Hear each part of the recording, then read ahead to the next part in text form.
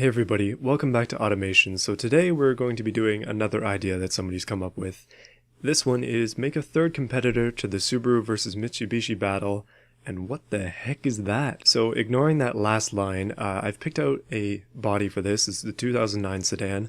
I think we're going to make a 2015 model year vehicle, so let's just go with it. For this build, this is the setup I'm going for. It might not be correct to how the EVO or the STI actually are, but it's going to work for us. I mean, it should work for us theoretically, but we need to do something to stand out.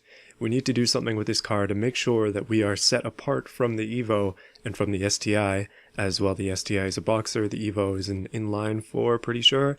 So if we go inline 5, then we can be unique. So that's what we're going to do. And for weight reasons, we're going to go not cast, we're going to go aluminum. And we're also going to go 2 liters. It's going to be a pretty small engine. I'm thinking we go overhead cam and 4 valves with an aluminum head, so it's an aluminum engine, which is pretty decent. Let's go forged steel stuff and maybe lightweight forged as well. We don't need crazy insides because we're only going to shoot for maybe like 300-ish horsepower, like 275 to 300. That's all we need. But we are totally going turbo because we have to. We're definitely going ball bearing as well. As per usual, direct injection per cylinder with a performance intake. We're not going maximum race. And we're going to say premium fuel. Sorry to the leaded fuel gang. Your day will come eventually. As per usual, no mufflers or anything like that. I mean, we could probably use one, but I'm just going to leave it as is for now. Let's increase the size of our exhaust right away. So it currently makes 213 horsepower with a bit of a turbo bump there. We need to start tuning it to get rid of that. Unlike most builds that I do, this one we're going to try and focus a little bit more on having decent fuel economy and actually using the octane that we have, because generally speaking, I don't even look at that chart over there. I mean, you can probably tell by some of the builds. This one is, again, really not good when it comes to turbo lag. I seem to be a pro at engineering it. So I've actually gone ahead and shrunk down the turbo just a little bit. I want to go for a small turbo. I don't want a huge turbo like I usually do. And okay, we might need a little more fuel, but I'm going to crank up the boost just a little bit as well. As I was saying about that fuel economy, if we can't get to the right amount of power, then we'll sacrifice it a little bit, because let's be real, the STI does not get good fuel economy at all. Okay, we're up to 277. I'm thinking we just need a little bit more, and we actually have good enough insides that we can even drop it down further. We might even be able to, no, we can't go cast, but we will go heavy duty. See, if we don't care about fuel economy, we can get up to 300 horsepower pretty easy. But because I do care, at least a little bit, I'm just doing it to compensate for the knocking, so I think we're actually going to stop at 288 unless the exhaust is restrictive or something like that. Alright, so it turns out our intercooler was slightly restricting it, and we're up to 294. That's even better. As long as we can get the RPMs up just a little bit, that's going to be it. Now, I know that I can get more power out of this engine. I know that that is a thing, but I'm not worried about it. For the theme of the build, we only need this much. And yes, the compressor is quite restrictive. Don't worry about it though, we're fine. Okay, so we're going for this body style. I like this one a lot. I think I actually used it for the Qashqai, or Qashqai. Sorry, I can't pronounce that either. Even after the video, I can't pronounce it. I've actually gone ahead and made some custom paints for this. So what we need to do is sort of match the blues of the EVO and the STI. So I've got a blue here set up that I like. And I've also went ahead and I made a nice gold for the rims. Now the gold looks a little bit off, and I definitely see that more now, but we can just tweak the blue a little bit. I think if it's a touch darker, it might come together just a little bit nicer. Yeah, that actually does look nice. And then with the rims, that'll work for us. So here's where things get interesting. I've already kind of mocked up an idea of what I want to do with this front end, and I think what we're going to try and do is copy the EVO front end, but with just like a little bit of Subaru. So we'll take this, and then we'll flip it, and then we will make it much bigger and hope for the best here. Okay, so it's starting to turn into something. I don't know if it's a good thing, but there are in fact pieces on the car. What I'm going to do is just shrink that a little bit and raise it up, because there is a distinctive feature on the EVO that I want to replicate, and that is the chin. So what we can do is we can grab one of these and shrink it down just a little bit, and we'll put it on an upper layer as well. And if we make it black, you can see what I'm trying to do now, hopefully. we just make all of this black. So it's got that nice black center section, but watch this. There we go. So I've put more trim pieces, so we have two, I guess we technically have three front lips, but it kind of matches the look of the Evo's front end where it's black here and then blue here.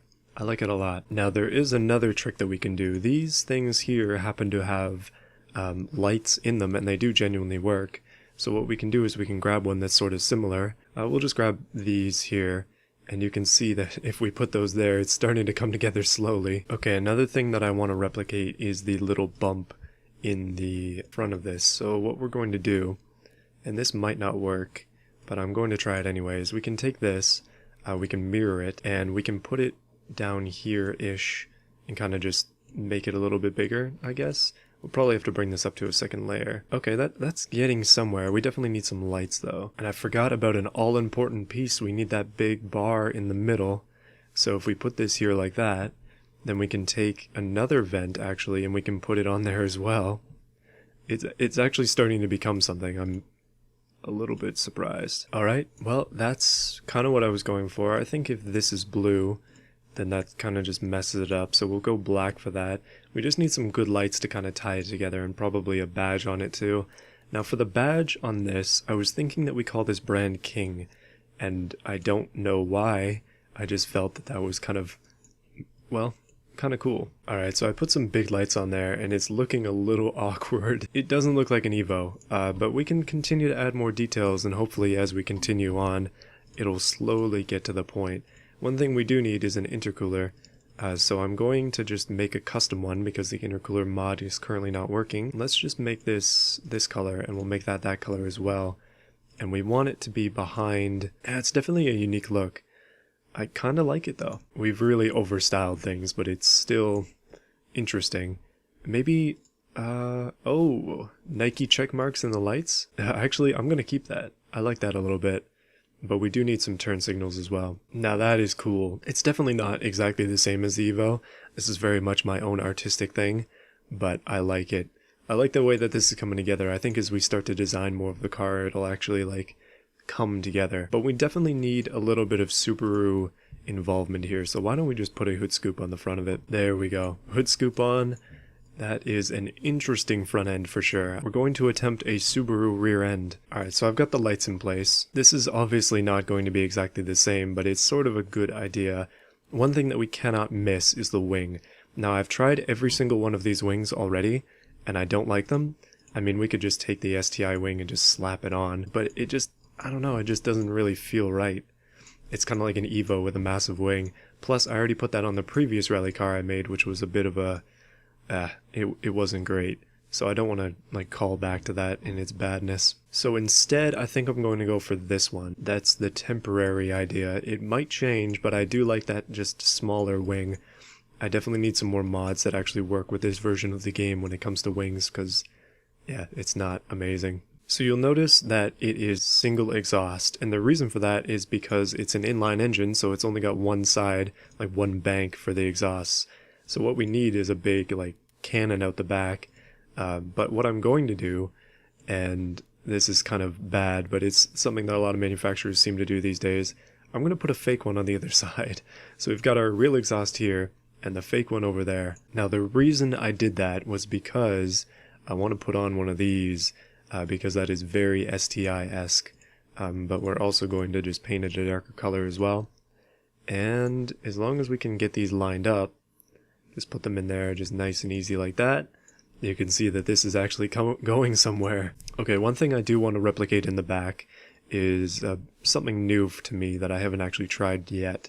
But I want to take this, and oh, this is the wrong way. We got to flip it back this way, shrink it down just a little bit, and what I want to do is make this all blue, so it's just the primary body color.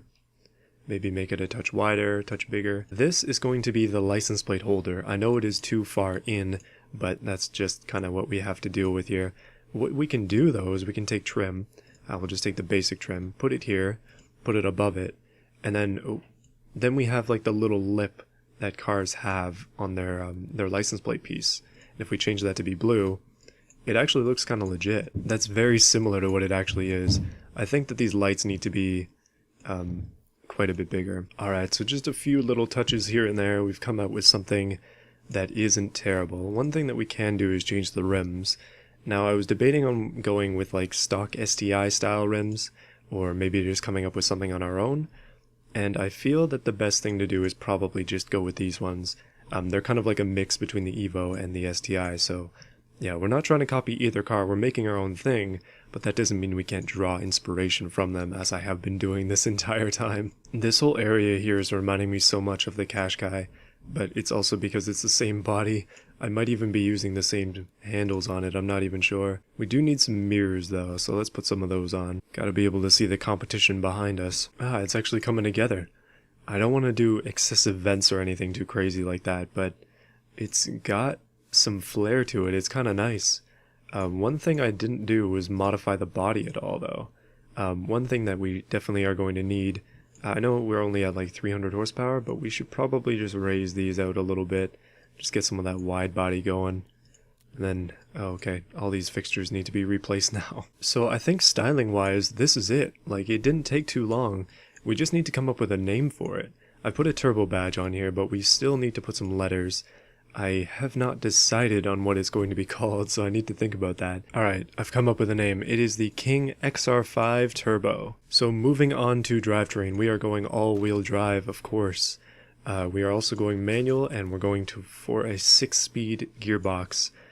This one is probably not going to struggle with wheel spin, so we'll put up our spacing pretty high as well, right after I get this up.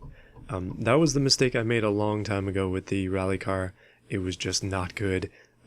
So we're going to have to kind of mess with this one a little bit more to ensure that we don't have those same issues. Now, I think we're going to be fine with sports compound. We can go up to 255s in the back, but we'll stay to like 225 in the front. It's not going to need to be massive. I've already set the power distribution to be more rear, so I think that's fair. Let's put 19s on it, because why not? We'll go alloy rims as well. And maybe a bit of that front offset as well. Okay, so for brakes, we're going to do vented discs. We'll do 2 pistons, we'll make them a lot bigger. People always say that I should make the brakes bigger, and that you are definitely correct. Currently, we don't have any warnings at all, so I think we're actually making something that is semi-plausible in-game. When it comes to seats, we're going to do 4 seats. Actually, if it's a competitor, it should be that. For every car that I've been making, I'm doing basic stuff, and so I'm just going to keep that consistent. Same thing here, this is all going to be consistent all the way through. Now let's go hydro pneumatic with active suspension, and now we finally get our graphs. So we have the option to go like really low for the race preset, or we can go sport. I think we'll go race, and we'll just raise it just a touch. Yeah, no, this is turning out really good. I really like the way it looks. Alright, so our first few warnings. Dampers are hard, rear brake force is very high, engine is knocking. What? That was not happening before. Okay, it is ever so slightly knocking. It seems that we have lost power somehow. It's possible that the engine shrank. Oh, looks like I might have accidentally hit the compression by accident at some point. Because now we're back up to 293. It seems I put it up 1 tick by accident. Right, so now that that is over with, we can mess with all of this stuff here. So we are going to have wheel spin issues in first gear. It seems like our first gear is just a little bit too short, so we can change that. One thing we haven't even touched yet is downforce, so we can definitely fix that as well. It's saying the brakes are too big, but I'm just going to leave them. I want to have decent brakes. We're currently above the lines in both areas, but I think what I'm going to do is increase the fronts even more. We do have ABS. We don't have to worry too much about them locking up and like messing us up. Okay, so you can see that our front downforce is currently negative. That is not good. So I've increased the wing angle significantly, and that has helped. I'm going to increase it on the back as well, and we'll probably have to put the front wing angle up like all the way. It seems that our top speed is slowing significantly, but that's okay. We should still be able to get some decent driving out of this car. It's actually going to be a decent car. Just ignore the drivability. Who needs that 9.1% anyways? Alright, what I've done is I've just rounded off some numbers. I got the power distribution to be a little bit different, just a little bit more in the back. And I am going to increase these a little bit as well, which is increasing our sportiness quite significantly. So we're going to leave that as is. We might actually be done with this car. It might be time to take it to beam.